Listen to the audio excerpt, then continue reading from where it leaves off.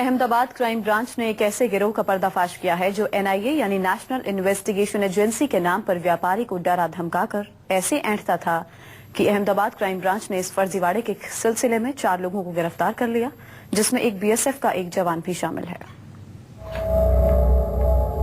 1 2 3 4 police की गिरफ्त में खड़े ये 4 नकाबपोश ऐसे शातिर हैं जो खुद को देश की सुरक्षा एजेंसी एनआईए से जुड़ा होने का दावा कर ठगी को अंजाम दिया करते थे। ये शातिर व्यापारियों को डरा धमकाकर उनसे लाखों रुपए ऐंठ लिया करते थे। कहानी गुजरात के अहमदाबाद की है। इनकी कारस्तानी सुनेंगे तो हैरान रह जाएंगे। फर्जी अधिकारी बनकर ये शातिर अहमदाबाद के बड़े बिल्डिंग मटेरियल्स व्यापारी से 60 लाख रुपए ऐंठ लिए।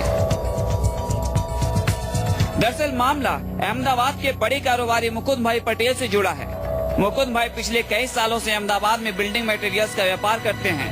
20 जून को मुकुंद भाई के दफ्तर में नरेश बरूट और देवीदास वैष्णव नाम का शख्स पहुंचता है। इनमें से देवीदास वैष्णव बीएसएफ में है। ये दोनों मुकुंद भाई को खुद को एनआईए का अधिकारी बताते हैं और यह कहकर धमकाते हैं कि आप आतंकवादियों को फंडिंग करते हैं। इसी जाँच के सिलसिले में वो आए हैं। एक जो व्यापारी था उसकी ऑफिस पे दो व्यक्ति गए थे। उन्होंने बोला तुम फंडिंग का काम करते हो और जो टेररिस्ट है उनको तुम फंडिंग का काम करते हो, इसके लिए हम तुम्हारी जांच करना चाहते हैं। वो देखकर वो व्यापारी जो थे वो डर गए थे और फिर उनके डर की वजह से उन्होंने 60 लाख रुपए उनसे ले लिया। जांच की धमकी देकर फर्जी अधिकारी व्यापारी मुकुंद भाई से आगे की डील करता है। व्यापारी को कहता है अगर जेल नहीं जाना है तो 60 लाख रुपए दो। इसी आफत से निपटने के लिए व्यापारी ने 60 लाख रुपए दे दिए और अब दोनों फर्जी अधिकारी पैसे लेकर फरार हो गया। लेकिन एक दिन बाद जब व्यापारी मुकुंद भाई को शक हुआ तो उन्होंने अहमदाबाद क्राइम ब्रांच से संपर्क किया तो फर्जीवाड़े का पर्दाफाश हो गया। पुलिस इंस्पेक्टर जैन यादव और उनकी टीम को इन्फॉर्मेशन मिली तो जो तोड़ किया है उसमें बीएसएफ का जवान भी है और वो लोगों ने जो पैसे लिए है उसका पार्ट ये बांटने वाले है वो भी इन्फॉर्मेशन मिली तो एक गाड़ी, एक पिस्टल और 58 लाख रिकवर किया है।